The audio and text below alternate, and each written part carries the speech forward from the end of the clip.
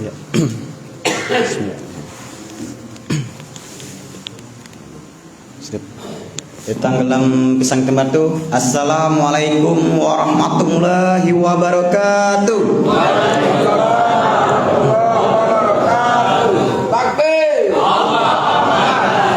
Bismillahirrahmanirrahim. Alhamdulillahi rabbil alamin. Wassalatu wassalamu ala asrofil anbiya'il mursalin wa ala alihi washabihi ajma'in. Amma ba'du. Puji syukur atas kehadiran Allah Subhanahu wa taala yang dimana karena Dialah memberikan beribu-ribu nikmat, baik nikmat iman dan nikmat Islam ataupun nikmat sehat walafiat, sehingga pada hari ini kita dapat berkumpul tanpa suatu halangan apapun, tidak kurang satupun untuk hadir di acara yang penuh insya Allah dibarokahkan Allah Subhanahu wa taala. Amin ya rabbal alamin. Salawat bertasalam kita limpahkan pada junjungan kita Nabi Muhammad sallallahu alaihi wasallam yang telah membawa kita dari zaman jahiliyah ke zaman terang benderang ini sekarang ini, juga kepada keluarga, sahabat dan para pengikutnya serta para semua yaumil akhir nanti. Amin ya rabbal alamin. Adapun susunan acara pada hari ini yaitu 1. Pembukaan, 2. Kata sambutan, 3. Tausiah agama, 4. Tanya jawab, 5. Doa, dan 6. Penutup. Baiklah, untuk membuka pada acara pagi ini ada baiknya kita lapaskan basmalah. Baiklah, untuk acara kedua yaitu sambutan dari Ketua Masjid pada Ustadz Asep. Kami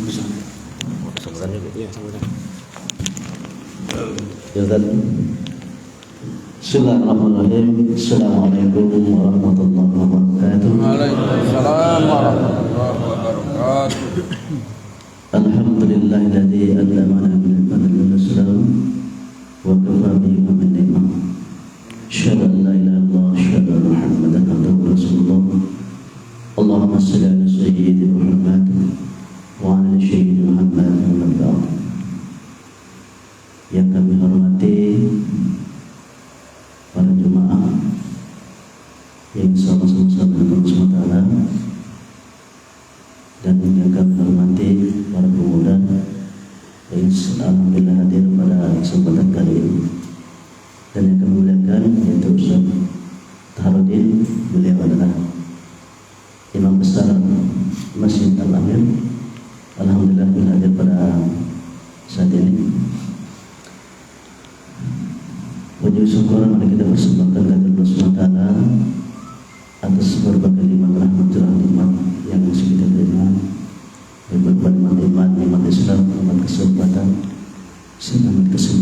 kesehatan, sehingga pada kesempatan kali ini dengan izin Allah, dengan kedaulatan iradat Allah, kita bisa berjumpa yaitu di Masjid Darussalam yang kita cintai ini dalam rangka salat berjamaah, salat subuh berjamaah di Masjid Darussalam yang kita cintai. Salat dan salam mari kita sanjungkan kepada junjungan kita, penghulu kita, pemimpin kita Nabi Muhammad sallallahu alaihi wasallam, beserta keluarganya, para sahabatnya yang setia, dan para pengikutnya. Insyaallah kita semua yang hadir pada saat ini, mudah-mudahan dengan kita salat bersama kepadanya kita akan selamatkan mendapat selamat dan nanti. Amin ya rabbal alamin. Hadirin jamaah Rasulullah, sebelumnya kami selaku mewakili dari para jemaah sekalian, ibu-ibu Masjid Darussalam, mohon maaf kepada para jemaah sekalian, mungkin sambutan kami yang kurang baik. Inilah yang kami sampaikan. Ustaz, alhamdulillah kita kalau tidak salah sudah 2 kali pertemuan ini. Alhamdulillah berkat izin Allah kita masih dapat berjumpa pada setelah kita. Dan selanjutnya juga kami menyambut baik kepada para jemaah sekalian yang tentunya di bawah Ibu Ustaz Taharudin Di sini kami melihat para pemuda antusias, semangat untuk menjadi salat berjamaah terus kami menyambut baik. Alhamdulillah. Di sini juga kami lihat ada Bapak Sektor. Alhamdulillah sempat hadir pada saat ini. Selamat datang Pak. Oh jamaah juga. Oh alhamdulillah. Dan selanjutnya di sini juga melihat kami para pemuda, ada juga jamaah baru Ustaz. Alhamdulillah yang tadinya mungkin banyak di jalanan sekarang alhamdulillah telah bergabung. Itu kami menyebut senang, sangat senang kepada para pemuda yang insyaallah dirahmati Allah SWT. Mungkin itu saja persahabatan dari kami. Assalamualaikum warahmatullahi wabarakatuh.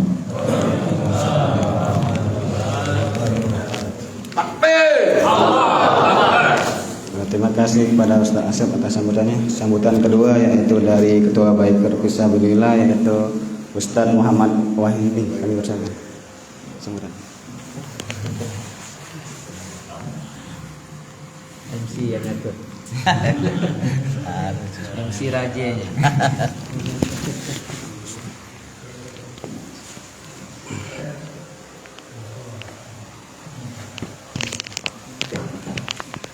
Assalamualaikum warahmatullahi wabarakatuh.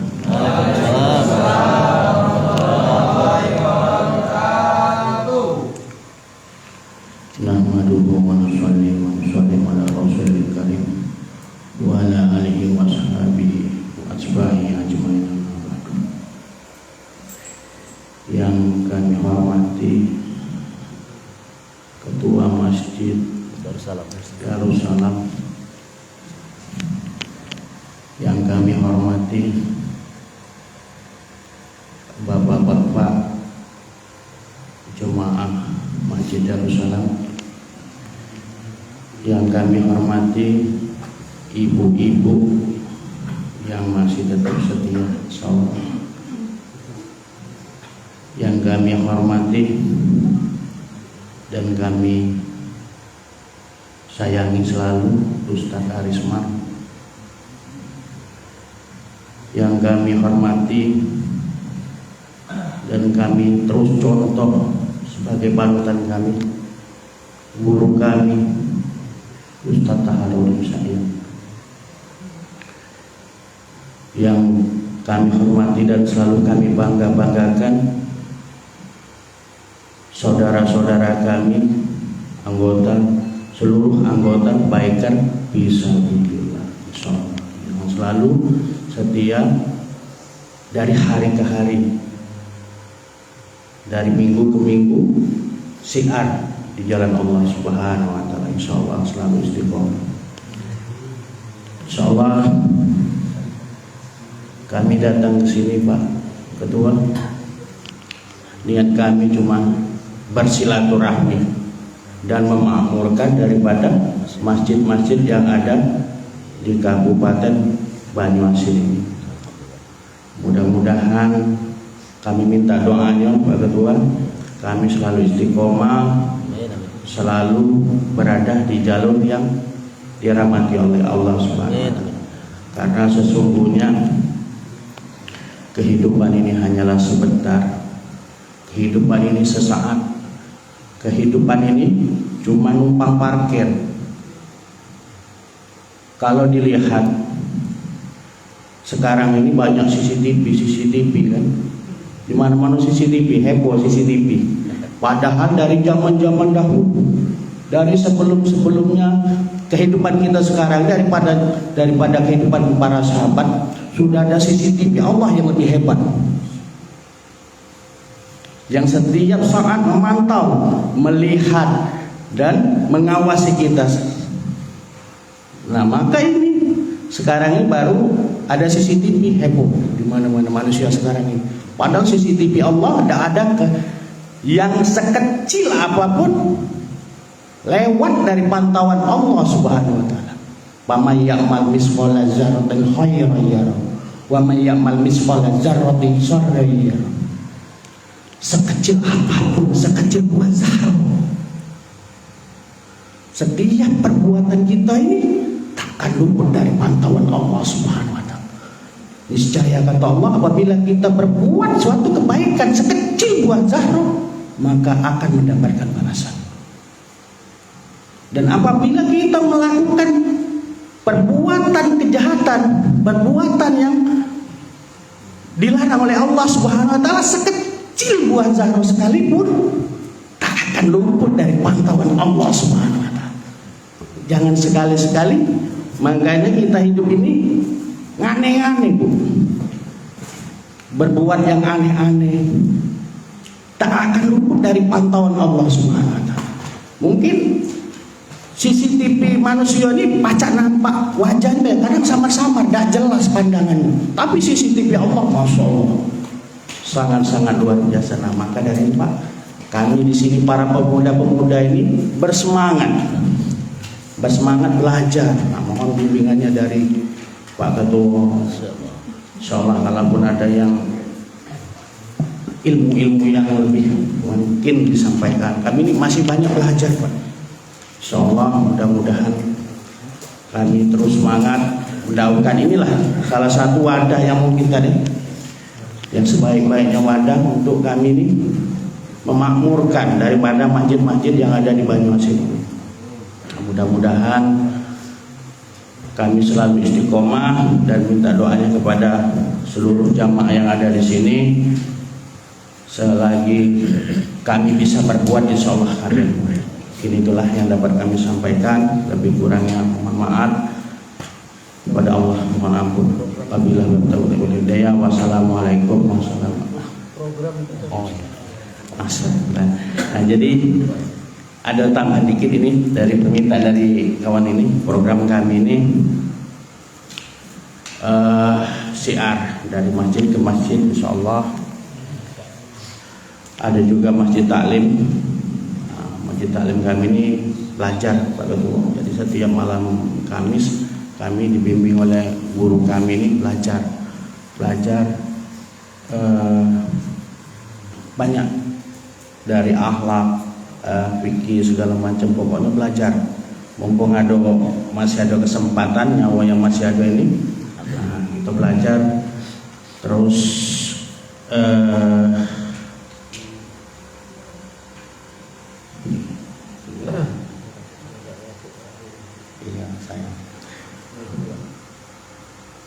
Sedikit tambahan mungkin kami ini iya. Terus ini Pak Ketua, mungkin ada dari sini jemaah-jemaah yang berminat untuk bergabung bersama kami, berjuang bersama kami, memakmurkan daripada masjid-masjid yang ada di Banyumas ini. Mari sama-sama kita makmurkan dan ramaikan masjid-masjid yang ada di sini. Kalaupun ada yang mau bergabung, silakan. Kami tidak ada syarat. Yang penting mau sholat, mau memakmurkan daripada masjid. Mungkin itu saja yang dapat kami sampaikan. Lebih dan kurangnya mohon maaf. Wabillahi taufiq wal hidayah. Wassalamualaikum warahmatullahi wabarakatuh. Waalaikumsalam warahmatullahi wabarakatuh. Terima kasih kepada Muhammad Yudi atas sambutannya. Acara selanjutnya itu acara inti tausiah agama. Untuk penyampaiannya kepada Ustaz Arsman MPDI, kepada Ustaz kami persilakan.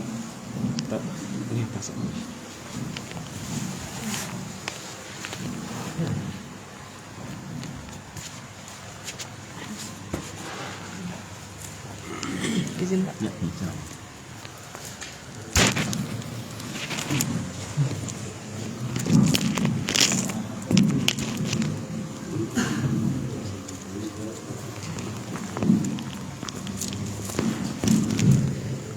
Bismillahirrahmanirrahim. Assalamualaikum warahmatullahi wabarakatuh.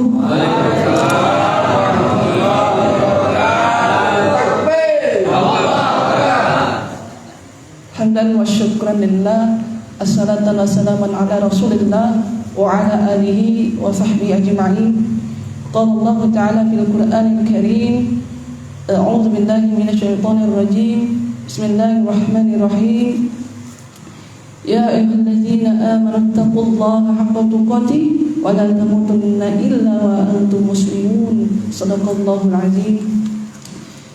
Yang kami hormati pengurus Masjid Darussalam Desa Sri Cinta ya, Kelurahan Kedondong Raya ya, Kecamatan Banyuasin, Kabupaten Banyuasin, nah, lengkapnya lah. Yang kami hormati guru kami Ustaz Taharudin yang sarjana pendidikan Islam. Yang kami hormati seluruh jamaah sholat subuh Masjid Darussalam yang insya Allah selalu dirahmati oleh Allah Subhanahu Wa Taala. Sehat ya Bu ya, insya Allah sehat ya Bu ya. Alhamdulillah.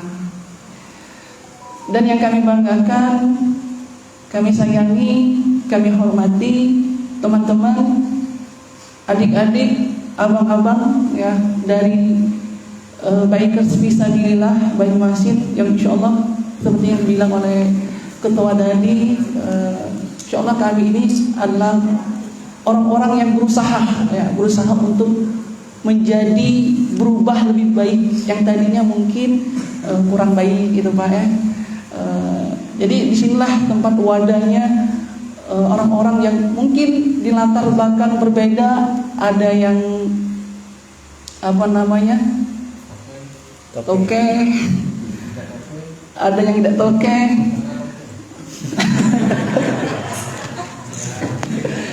Dan yang paling banyak jomblo di sini paling banyak di sini. Jadi jangan heran kalau melihat rombongan-rombongan Bikers Fisabilillah nih Pak. Ya. Jadi bermacam perbedaan insya Allah disatukan di Bikers Fisabilillah. Jadi semuanya akan menjadi sama tanpa memandang perbedaan yang ada insya Allah Pak. Syukur alhamdulillah hadirin sekalian, kita bersyukur kepada Allah Subhanahu Wa Taala yang mana kita masih diberikan nikmat oleh Allah Subhanahu Wa Taala. Nikmat baik itu nikmat kesehatan jasmani maupun rohani ya. Mudah-mudahan dengan nikmat yang Allah berikan kepada kita ini, kita jadikan sebagai perantara bagi kita untuk selalu taat kepada Allah Subhanahu Wa Taala. Namun hadirin sekalian, dari sekian banyak nikmat yang Allah berikan kepada kita, ya kan, yang paling yang harus kita syukuri yaitu nikmat iman untuk selalu beribadah kepada Allah Subhanahu Wa Taala. Seperti sekarang ini kita diberikan nikmat untuk beribadah, yakni sholat subuh berjamaah. Itu ya Bu ya. Alhamdulillah. Salawat dan salam hadirin sekalian, marilah kita haturkan kepada junjungan kita Nabi besar Nabi Muhammad SAW, karena beliau merupakan suri tauladan yang patut kita contoh dalam kehidupan kita, menjadi panutan kita, ya, baik perkataan beliau, ya, baik itu perbuatan beliau. Insya Allah hadirin sekalian, dengan kita meneladani akhlak Rasulullah dalam kehidupan kita, kita akan mendapatkan syafaatnya di hari akhirat kelak. Amin ya rabbal alamin. Hadirin yang insya Allah dirahmati oleh Allah Subhanahu Wa Taala, mungkin ini pertama kali Pak kami di sini. Kemarin memang mungkin teman-teman Bikers datang sini karena waktu itu mungkin saya berhalangan hari jadi nggak bisa hadir gitu ya. Alhamdulillah ini takdir Allah Pak, yang tadinya mungkin belum tahu Masjid Darussalam ini, akhirnya dengan qadarullah ya, dengan takdir Allah ya, bersama teman-teman dari Bikers Fisabilillah bersama Ustaz Harudin ya, alhamdulillah bisa bersilaturahmi ya Pak ya. Mudah-mudahan ya Bu ya, silaturahminya kami di sini menjadi memperpanjang umur kami Bu ya, menjadi memperluas rezeki kami Bu ya, kami semua, kita semua Bu ya. Insyaallah ini menjadi hal yang akan menjadi turunnya rahmat Allah Subhanahu Wa Taala. Amin amin ya rabbal alamin. Hadirin yang insya Allah dirahmati oleh Allah Subhanahu Wa Taala, mungkin tidak banyak Pak yang kami sampaikan, sedikit saja mungkin insya Allah ya.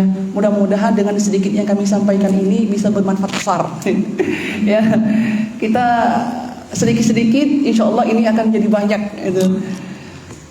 Hadirin yang dirahmati oleh Allah, alhamdulillah kita sudah melaksanakan sholat subuh secara berjamaah ya Pak ya. Alhamdulillah. Kita tahu ya Bapak Ibu hadirin sekalian, kalau kita berbicara sholat subuh ini merupakan sholat yang banyak dilawan. Berat nih ya, rasa ngantuknya, lemak tidur, masya Allah ya. Kemudian dingin pula ya Pak ya, apalagi kalau hujan-hujan. Nah, apalagi kita musim hujan ini ya. Ya, sisip dikit kalau bahasa kita tuh terlewat sholat subuh. Saking lemaknya ya. Nah, Bang Eki ketahuan loh. Nah itu jomblo itu. Sedang mencari belah nantinya. Insya Allah kita doakan mudah-mudahan dapat jodoh yang soleha. Ya, amin. Ya Bang ya, kita aminkan. Nah Bapak Ibu dan sekalian, sholat subuh merupakan 5 dari sholat 5 waktu yang diwajibkan oleh Allah kepada kita, ya kan? Makanya sholat merupakan tiang agama.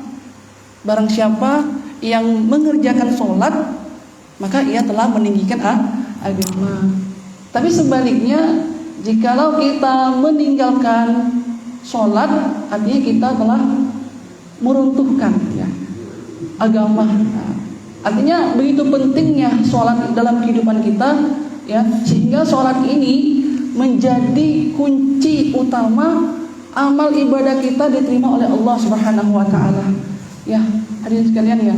Jadi nak bagus apapun ibadah-ibadah kita yang lain, kalau seandainya kita tidak sholat ya kan, maka inilah suatu hal yang sangat merugikan bagi kita semua.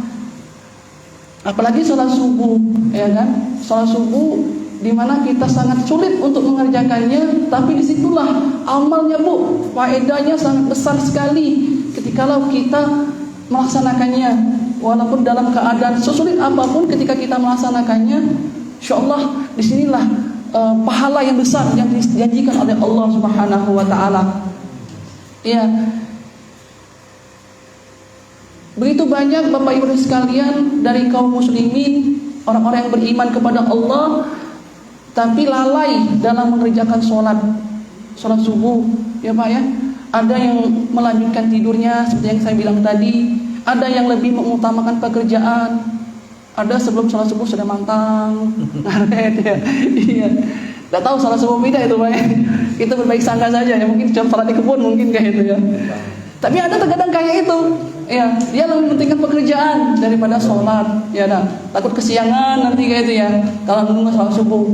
Nah inilah Bu, kita diberikan kesempatan oleh Allah untuk sholat subuh berjamaah. Jadi jangan sampai kita sia-siakan kesempatan nikmat kesehatan ini untuk bersama-sama dalam mengerjakan ibadah yaitu sholat pada Allah Subhanahu Wa Taala. Hadirin yang insya Allah dirahmati oleh Allah Subhanahu Wa Taala. Bagi seorang hamba yang melaksanakan sholat subuh, ya, ada banyak keutamaan ketika seorang hamba mengerjakan sholat subuh. Mungkin teman-teman bikers sudah lumrah mendengar penjelasan ini yang sering mungkin dijelaskan oleh guru kami, oleh teman-teman ustaz-ustaz yang lain, yaitu. Namun di sini kami sedikit menjelaskan kembali, ya. Mudah-mudahan dengan penjelasan ini akan lebih memantapkan hati. Oh, begitu dahsyatnya, begitu utamanya sholat subuh. Apa saja kira-kira hadirin sekalian keutamaan dari sholat subuh ini? Ya, yang pertama adalah penyebab masuk surga dan terhindar dari neraka. Ya, yang pasti itu tujuan kita pengen masuk surga ya Bu ya. Ya Pak ya, hadirin sekalian, tidak mungkin orang hidup di dunia ini tidak mau masuk surga. Pasti semuanya mau masuk surga. Kalau ditanya mau tidak masuk neraka, oh tidak. Pasti tidak jawabannya. Jangankan orang beriman ya Bu ya, orang yang berbuat maksiat pun, orang yang mungkin tidak pernah ibadah kepada Allah, ketika ditanya mau pilih mana, surga apa neraka, pasti pengen masuk surga. Iya. Mana bangsa nggak ada ya? Izin. Iya. Tapi yang menjadi pertanyaan kita, Bu, Pak, hadirin sekalian, apakah kita ini pantas? Apakah kita ini pantas untuk mendapatkan surganya Allah? Apakah kita pantas untuk mendapatkan rahmatnya Allah? Itu kan? Ini yang menjadi pertanyaan kita. Apakah kita akan masuk ke neraka? Nah, ini yang menjadi introspeksi diri kita. Apakah kita layak masuk ke surganya Allah? Apakah kita nanti akan dimasukkan ke neraka?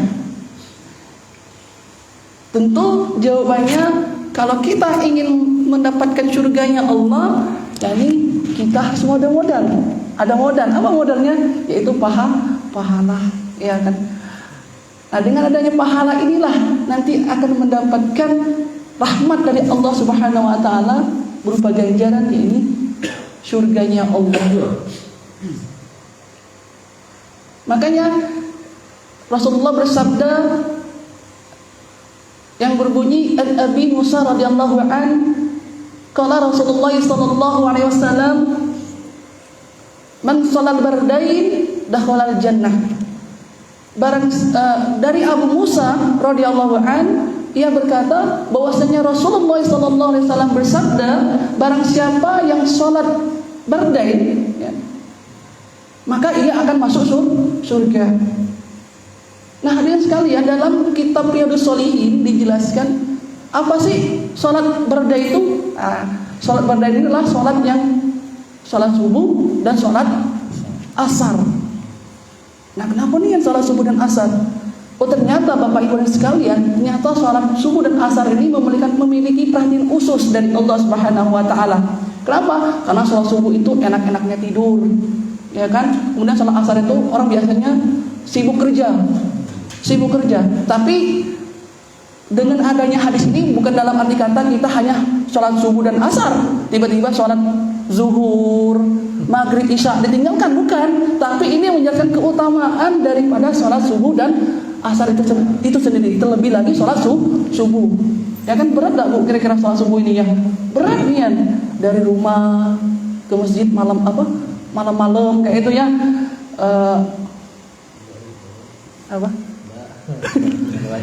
Mandi wajib dulu.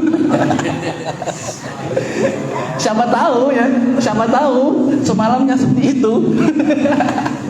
Mandi wajib, mandi terdingin pula susah pula kan, misalnya dingin. Pacaknya tuh ya, alhamdulillah. Berarti sudah pengalaman Bu ya. Mandi banyu hangat ya dah. Itu salah satu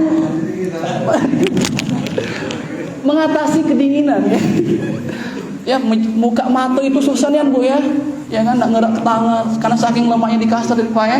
Nah, ini keutamaan dari salat subuh, yakni penyebab masuk surga dan akan terhindar dari neraka. Makanya saya teringat dari syairnya Abu Nawas Al-I'tiraf gitu ya. Ilahi lastulil firam. Mirip soalnya. Siana gitu ya. Kalau kita lihat artinya, ya Allah sedihnya rasanya. Ya Allah ya Tuhan kami ya, sesungguhnya aku tidak pantas ya, tidak layak untuk mendapatkan surgamu. Wala aqwam ya, dan juga aku tidak kuat ya kan, masuk ke dalam neraka. Nah, ini menjadi buah pikir kita. Ya Allah, aku ini jauhnya dari surga, dekat dengan neraka. Ya kan? Jadi dengan kita berpikir kita jauh dari surga dan dekat dengan neraka, ini akan menjadi motivasi kita untuk selalu beribadah kepada Allah Subhanahu wa taala. Ya kan? Nah, ini Bapak Ibu sekalian, yang pertama yaitu keutamaan dari salat subuh. Kemudian yang kedua, dari keutamaan salat subuh ini kita akan mendapatkan jaminan tanggungan dari Allah Subhanahu wa taala. Makanya kata Rasulullah dalam sabdanya, man shalal subhi fahuwa fi dhimmatillah. Ya. Barang siapa yang salat subuh, maka ia akan selalu dalam lindungan, tanggungan, jaminan Allah. Nah hadirin sekalian, dari hadis ini dapat kita pahami bahwasannya ya, ketika seorang senantiasa melaksanakan sholat subuh ya, maka ia akan mendapatkan posisi tersendiri di sisi Allah Subhanahu wa taala. Maksudnya ya dispesialkan oleh Allah. Cak mana yang kalau dispesialkan ya? Kalau kita namakan bakso spesial lengkap kan? Ada ampunya semacam. Ya. Nah ini dispesialkan oleh Allah, dijamin oleh Allah, ditanggung oleh Allah. Apa yang dijamin oleh Allah? Rezeki kita, insya Allah, hari kita dijamin kesehatan oleh Allah. Ya, rasa takut kita dihilangkan oleh Allah Subhanahu Wa Taala. Jadi bu, tidak ada ruginya bu kalau kita sholat subuh ini. Ya, kayak kami ada sekarang ini jangan takut ke siang bu. Insya Allah Allah akan jamin rezekinya. Ya. Insya Allah dengan yakin, dengan ikhlas karena Allah Subhanahu wa Ta'ala. Bukan sholat cuma nak ecak-ecakan baik, nak pamer misalnya itu ya. Ya kan ada kan orang mau dikatakan soalim gitu ya. Tapi Allah alam, hanya Allah yang mengetahui isi hati seorang hamba. Entah ia sholat subuh hanya untuk pamer atau enggak, biarlah itu urusan dirinya dan dengan Allah. Kita tidak bisa menghujat, menilai seorang itu apakah soalim, apakah sholat subuh untuk pamer, enggak, yang penting dia sholat kepada Allah Subhanahu wa Ta'ala. Nah ini bu, yang kedua ini adalah kita akan mendapatkan jaminan, tanggungan, lindungan dari Allah Subhanahu wa Ta'ala. Wah, dilindungi oleh Allah, senangnya, bahagianya ya. Ini Bapak Ibu hadirin sekalian, sebenarnya banyak sekali keutamaan dari sholat subuh ya. Namun di sini kami sebutkan dua saja yang mudah-mudahan ini akan bisa memberikan motivasi bagi kita semua, terkhusus bagi kami pribadi Pak. Ya, kami juga minta doanya Bu ya, biar kami semua tetap istiqomah telah bagi ustadz kami, guru kami, biar sehat selalu, biar selalu semangat ya memberikan, mengajarkan ilmunya pada kami semua. Insya Allah ilmu yang beliau sampaikan bisa menjadi amal jariah untuk beliau. Amin ya rabbal alamin. Hadirin yang insya Allah dirahmati oleh Allah Subhanahu wa Ta'ala, mungkin ini saja ya Bu ya Pak hadirin sekalian yang dapat kami sampaikan. Mudah-mudahan sedikit apa yang kami sampaikan ini, tidak tahu ini dikit menurut aku Pak, tidak tahu menurut jemaah aku kebanyakan mana tidak tahu ini. Kalau bagi aku kedikitan aja. Ya, mudah-mudahan dengan sedikitnya kami sampaikan ini bisa bermanfaat bagi kita semua. Mudah-mudahan kita selalu mendapatkan rahmat dan berkah dari Allah Subhanahu wa Ta'ala. Amin amin ya rabbal alamin. Kami akhiri wallahu muwaffiq ila aqwamit thoriq. Wassalamualaikum warahmatullahi wabarakatuh.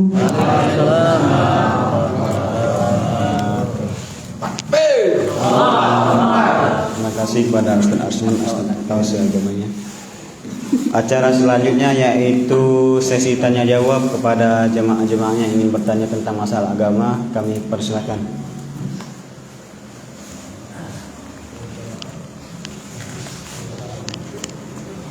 Tanya. Ya, yang tanya lah.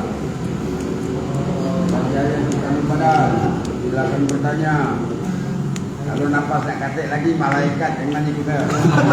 Masya Allah, merhatian. Oh, merhatian.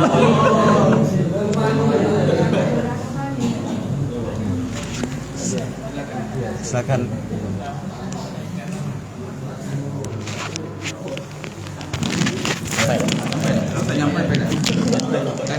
Baik. Ibu nak tanya. Silakan Bu. Ya, langsung baik. Assalamualaikum warahmatullahi wabarakatuh.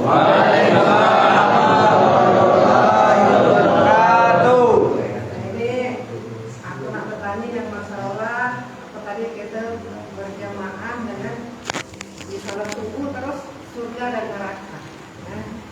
Nah di sini kita salat itu mengharap ke pahala dari Allah Subhanahu wa Ta'ala. Nah di saat kita salat itu kita berharap bahwa kita ingin masuk surga, takut dengan neraka. Nah apakah ada keikhlasan di hati kita karena waktu kita melakukan ibadah itu ada harapan kepengen masuk surga. Nah itu. Nah apakah itu ada keikhlasan atau kita perlu pengharapan di situ? Nah, kami mohon keterangan dari Ustaz kami. Mungkin disitulah pertanyaan dari kami. Tutupnya wassalamualaikum warahmatullahi wabarakatuh.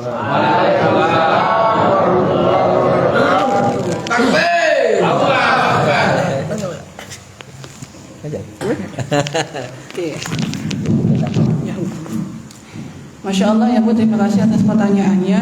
Ya, kami menyebutkan tadi bahwasanya salah satu keutamaan dari sholat subuh, ini kita akan menjadi penyebab masuknya surga dan terhindar dari neraka.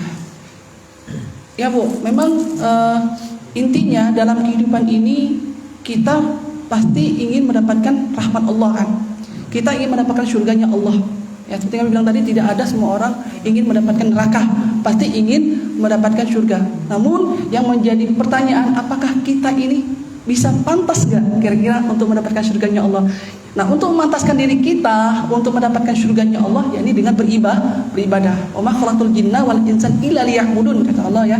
Tidak akan aku ciptakan jin dan manusia melainkan untuk beribadah kepadaku. Nah, ketika kita beribadah dengan suatu pengharapan, benar Bu, kita beribadah itu kita mengharapkan kepada Allah agar Allah memberikan pahala kepada kita. Dengan pahala itu tadi kita akan mendapatkan surganya. Jadi dalam arti kata ketika kita sholat, seperti yang Ibu tanyakan tadi, apakah akan ada rasa tidak keikhlasan ketika kita ada untuk pengharapan surga dan takut neraka? Memang sejatinya manusiawi itu Bu. Ya, sifat manusiawi memang menginginkan surganya Allah. Jadi kalau seandainya kita dikatakan tidak ada rasa keikhlasan dalam beribadah ketika kita mengharapkan surga atau takut neraka, hal inilah yang menjadi motivasi kita. Dengan itu kita akan timbul rasa pengharapan kepada Allah dan akhirnya itu tadi adalah rasa keinginan tadi untuk mengharapkan surganya Allah. Jadi saya kira Bu ya, dengan ada rasanya motivasi itu tidak menghalangi keikhlasan kita untuk mengharapkan surga dan neraka dan jauh dari nerakanya Allah. Kayak itu yang penting kita beribadah, kita sholat ya, berharap rahmatnya Allah ya kan. Insya Allah dengan itu akan memberikan kita pahala sehingga masukkan kita dalam surga. Allah alam bisawab. Mungkin ditambah oleh Ustaz. Oke, terima kasih ya. Suami istri ini, Masya Allah. Ustaz Asep, Ustazah Ida ya. Jadi kalau saya sudah biasa di sini dan jamaah udah paham, kadang-kadang sering gantiin Bu Halimah. Kadang-kadang jamaah sini juga setiap hari Ahad nanti sudah asar ada kajian di rumah juga ikut di sini ya, Santi dan ibu-ibu yang lain. Alhamdulillah. Jadi memang sebenarnya itu ada level-level, ada makom-makomnya. Untuk yang awam maka daya tariknya adalah yang fisik, yang materi, yang hissi ya. Maka cerita surga neraka ini untuk yang iman level awam. Tidak bisa kita salahkan karena masing-masing orang berbeda. Cak pendidikan juga ada yang TK, ada yang SD, SMP, SMA, ada yang S1, S2, S3. Beliau meskipun adik kelas saya S2 Pak Raden Gunawan ini Masya Allah ya, senior kita dan budayawan lah ya, boleh dibilang seniman Banyuasin ya, hadir ikut bersama kita Pak Ustaz Asep. Nah, jadi ada level-level, ada makom-makom. Cerita dengan budak TK kan lain dengan budak SD, lain dengan sarjana. Cerita dengan rombongan jomblo beda. Itu jomblo kan dibucu-bucu tu. Lain ceritanya. Ini lagi pejuang-pejuang mahar kalau. Dan ini lebih berat bangunnya. Ya, Kati yang bangun ke kan? Gary banyak. Kalau yang ada rewang ada bangunin. Jadi ada makom-makomnya. Untuk level awam maka cerita kita surga neraka. Itu pun surga fisik, bidadari, ya makan minum, ya kan? Tapi ada surga yang lebih tinggi makomnya, yaitu apa? Liqa'illah, surga berjumpa dengan Allah. Itu surga yang tertinggi. Semuanya benar sesuai dengan kelasnya, makomnya masing-masing. Tapi untuk yang lebih tinggi maka tidak main lagi surga-surga fisik seperti itu, tidak main lagi pahala. Ya, itu untuk makom siapa? Makom yang lebih tinggi dan masing-masing orang berbeda. Jamaah yang mulia, jadi untuk masuk ke dalam surganya Allah itu bimahdi rahmatillah, semata karena rahmat Allah. Bahkan Nabi pun mengatakan, ya, ketika ditanya sahabat, maka Nabi mengatakan bahwa aku pun masuk surga birahmatihi, illa ayyataghammadiyallah birahmatihi, dirahmati, diliputi oleh rahmat Allah, maka Rasulullah pun masuk surganya Allah Subhanahu wa taala. Ya, jadi masuk surga itu murni rahmat Allah. Tapi kan untuk dapat rahmat itu nak dijuluk dengan ibadah. Man ahli maksiat mana nak dapat rahmat. Makanya Pak Seklur pun pengen dapat rahmat Allah, pengen masuk surga, ikut gabung sama kita. Ya, sekaligus juga memantau situasi dan kondisi ini kan. Pak Seklur ya. Dia dari Sukaraja jauh-jauh ya kan. Ini Raihan, Masya Allah Raihan ini kan. Ujang kan ini, agak buntu dikit dia ni. Tahan datang ya pagi-pagi dulu datang ke sini. Ngalai kita nunggu di sana bila masuk ke sini ya. Masya Allah. Nak ngebang sebenarnya oleh didului menghajar tadi. Masya Allah. Itu semangat. Jadi untuk masuk surga itu memang butuh rahmat Allah. Cuma nak dapat rahmat Allah itu qaribum minal muhsinin, dekat dengan orang yang baik. Ya, qaribum minas sholihin, dekat dengan orang yang soleh. Nah, ciri orang soleh rajin ibadat, ya, rajin sholat, ya. Jadi ibadat yang mengharap surga itu ikhlas, tapi level awam, ya. Yang level hawasul hawas itu murni lillahi ta'ala. Makanya kita dalam usul itu nyebutkan apa ujungnya, lillahi ta'ala. Nawaitu kita baca wudu tadi, nawaitul wudu'a li rabbil hadasil asghari, apa ujungnya fardhon lillahi ta'ala. Jadi seluruhnya kita lakukan ikhlas lillahi ta'ala, ya. Bukan tak berharap surga, cuma itu bukan tujuan utama. Kalau lah dapat lillah, kalau lah mardotillah, surga itu lah nunggu. Tak usah diniat, tak usah disebut, ya. Tapi kan prosedurnya begitu. Biar masuk surga, raihlah rahmat Allah, raihlah ampunan Allah, ya. Cuma nak dapat ampunan sembahyang ide. Di Ustaz Arisman tadi pergi Mantang dia 4 kapan subuhnya. Cuma kita husnuzon, mungkin di kebun parahnya ada musola kan barangkali. Ya, ada musola. Kita husnuzon, ya kan? Mudah-mudahan ya begitu. Nah, sementara amal soleh kita itu nanti akan menjadi makom kita di surga. Jadi orang itu masuk surga karena rahmat Allah. Lantas amal soleh di mana posisi? Itu nanti akan menentukan makom kita rendah atau tinggi di surga. Jadi masuk surga itu macam-macam. Ada yang di emperan, ada yang di pinggir, ada yang di tengah, ada yang cuma lantai 1, ada yang dia paling tinggi makomnya. Nah, maka yang paling tinggi nanti makomnya di surga itu yang hafal Quran. Nanti orang-orang yang hafal Al-Quran, alhamdulillah Pak Ketua itu anak-anak beliau di pondok semua dan sedang proses ya menghafal dan melancarkan hafalan Al-Quran. Semoga lancar anak-anak beliau ya. Dan anak-anak kita semua semoga menjadi para penghafal Al-Quran. Nanti orang yang hafal Al-Quran di akhirat akan diizinkan Allah untuk membaca sesuai dengan yang diilhamkan oleh Allah SWT. Walaupun mungkin dia hafiz 30 juz di dunia ini, belum tentu kayak sama di akhirat. Terserah dengan Allah SWT. Nah, kalau memang dia hafal di dunia ini 30 juz, di akhirat kayak diilhamkan Allah untuk baca 30 juz juga, berarti makomnya di surga nanti sejumlah ayat Al-Quran, ya, 6.666 ayat. Banyak kita hafal Al-Fatihah bila gila luar biasa. Fatihah 7 ayat. Berarti makom orang yang hafal Fatihah 7 tingkat surganya lagi. Apalagi yang hafal Al-Baqarah. Berapa? 286 ayat. Ya kan? Hafal Ali Imran 200 ayat tu Gary hafal Ali Imran. Ali Imran surahnya tak tahu berapa ayat kan. Karena Ali Imran tu tagihan dia. Keliling mutar baju asin tagih. Itu ya. Jadi masuk surga itu karena rahmat Allah. Tapi nak dapat rahmat Allah dengan amal soleh, salat subuh dan ibadah-ibadah lainnya. Terus semakin banyak amal soleh kita, makin tinggi makom kita gagik di surganya Allah SWT. Jadi ada kaitan antara amal soleh dengan surga, dengan rahmat Allah. Dan insya Allah tetap ikhlas. Tetap termasuk ikhlas ketika kita beribadah berharap pahala. Yang namanya tidak ikhlas itu kita berharap balasan dari selain Allah. Itu yang tidak ikhlas sama sekali. Minta alam, minta pujian, minta duit, minta gaji dan sebagainya dari makhluk. itu yang jelas tidak ikhlas. Kalau yang kita harap itu dari Allah, walaupun itu pahala. Ini kalau bahasan di sini udah tinggi gajiannya, saya tahu persis. Itu tidak main lagi level pahala. Tapi itu tetap ikhlas, cuma ikhlas level awam. Kira-kira level SD, TK lah. Kalau yang lah S1, S2 tidak main lagi itu surga itu. Bukan tak galak masuk surga, tapi dia berharap yang lebih tinggi dengan yang punya surga. Ya, paham maksudnya?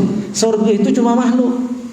Maka kita berharap yang lebih tinggi. Yang menciptakan surga, sang pemilik surga, Allah Subhanahu wa taala. Itulah tingkatan paling tinggi dari keikhlasan. Berharap Allah lillahi ta'ala, limadhillah, ya. Nah, ini kadang-kadang oleh yang kurang luas dianggap dipertentangkan. Apaan Ustaz ngomong-ngomong surga, ya kan? Ya, ada level. Tidak seperti itu. Ada orang-orangnya, ada makom-makomnya. Ya, karena kita ini beragam, maka ada yang cocok untuk itu tadi.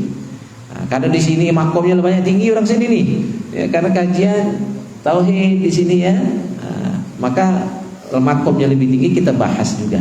Jadi sesuai kelas kita masing-masing, kita bertindak berbuat sesuai itu, ya. Oke. Ada lagi yang ingin bertanya? Alang kelas ini aja. Depan tuh ada depan. Daripada ada yang dari jamaah sini. Izin bertanya Ustaz. Assalamualaikum warahmatullahi wabarakatuh. Bertanya tentang wudu, hal yang membatalkan wudu selain najis dan bersentuhan dengan istri. Dan kami kan sudah nikah kan.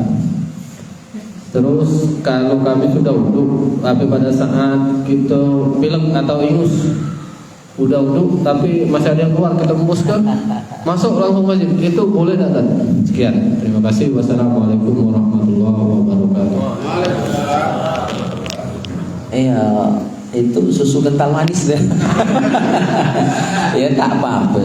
Jadi ingus, dahak itu kan kotor, tapi bukan najis.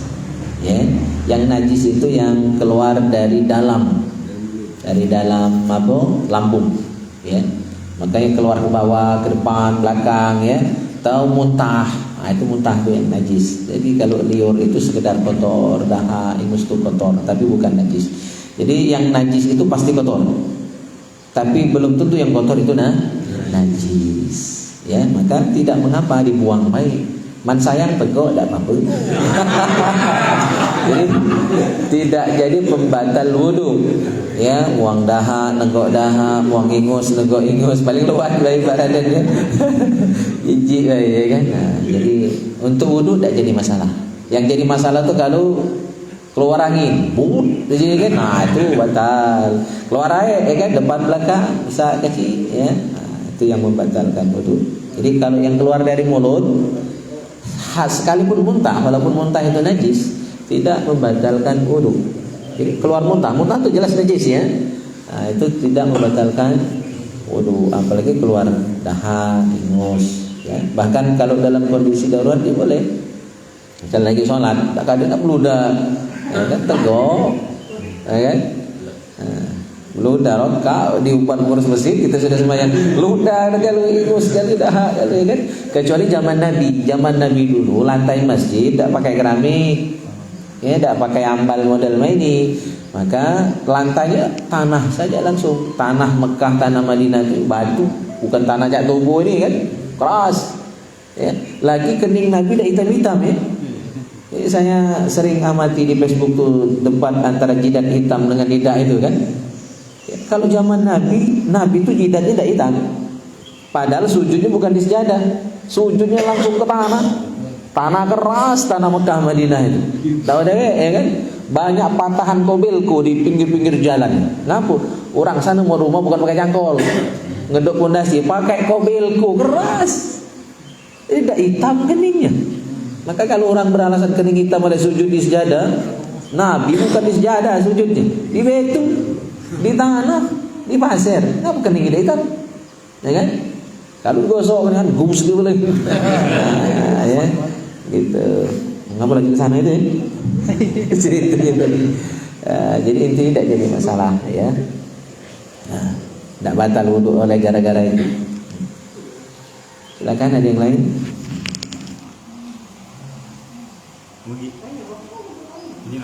Gimana nih tentang nanya sekarang masuk TV bu.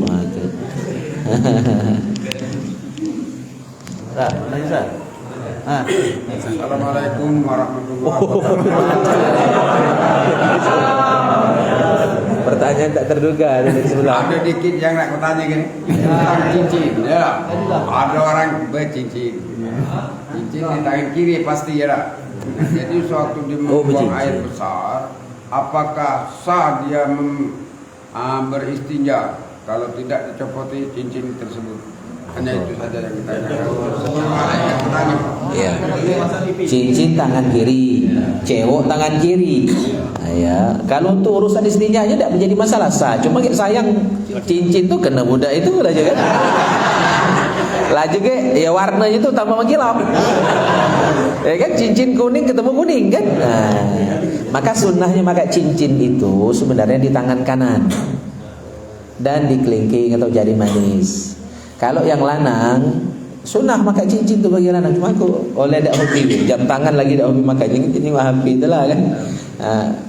Mata cincin itu sunnahnya dari ke dalam. Kalau kita kan nak diancak kan, maka keluar. Jadi kalau yang sunnahnya pakai cincin tu dari kanan di kelingking atau jari manis, terus apunya betunya tu matanya tu ke dalam, bukan keluar, itu yang sunnah. Kalau tu bukan nak ngancak kan besar, betul kan. Jadi sunnahnya tangan kanan.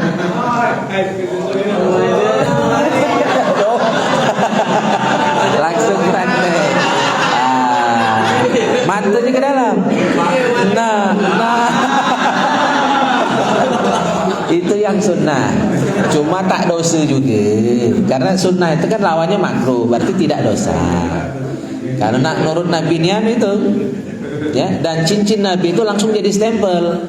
Makanya kalau ke dalam kan stempel kan tinggal ngenyak nama itu. Ya, kalau mati keluar laju nama itu kan, jangan inyu.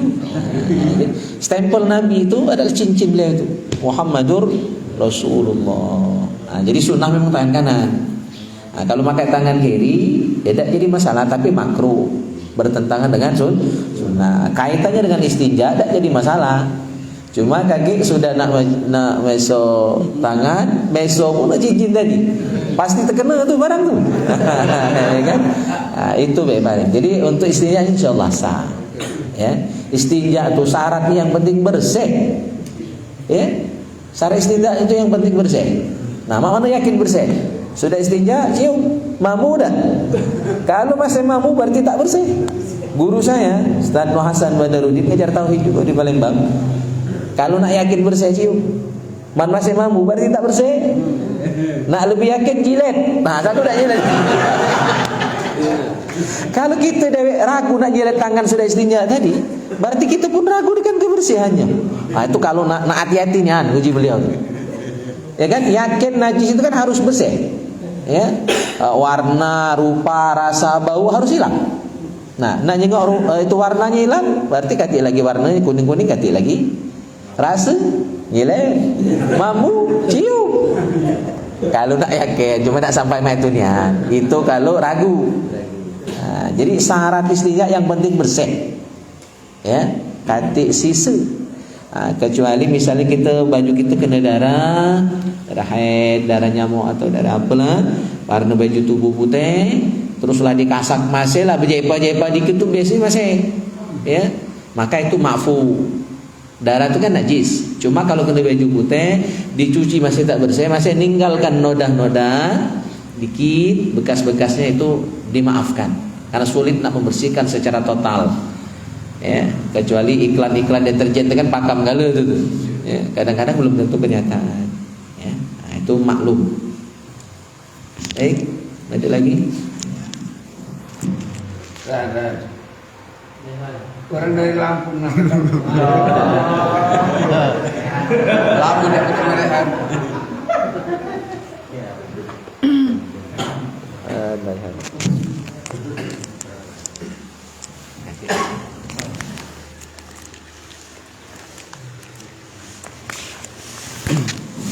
Oke, kalau tidak ada lagi berbicaranya, kita lanjut di acara selanjutnya yaitu doa yang akan disampaikan oleh Ustaz Asad.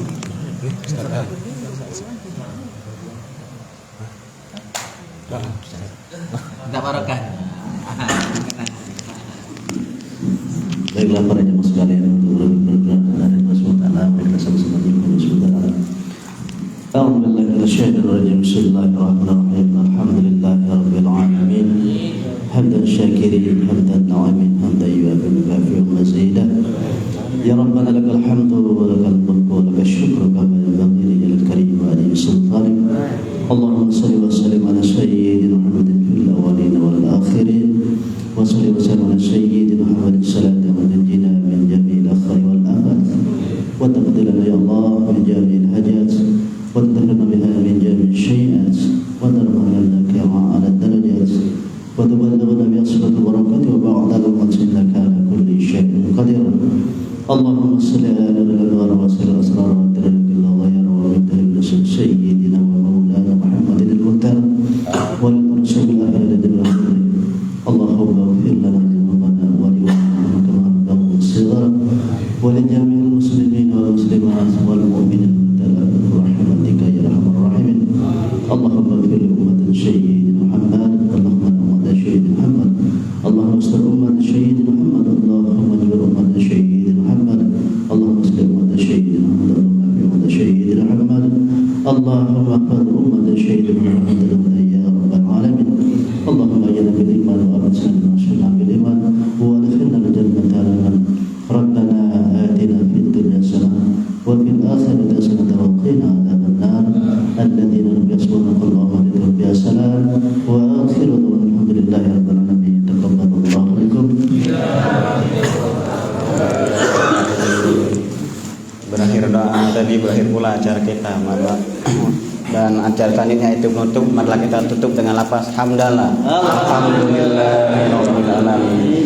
Saya selaku pembawa acara, jika ada salah kata saya minta maaf kepada Allah, saya mohon ampun. Saya akhiri, wabillahi taufiq wa hidayah.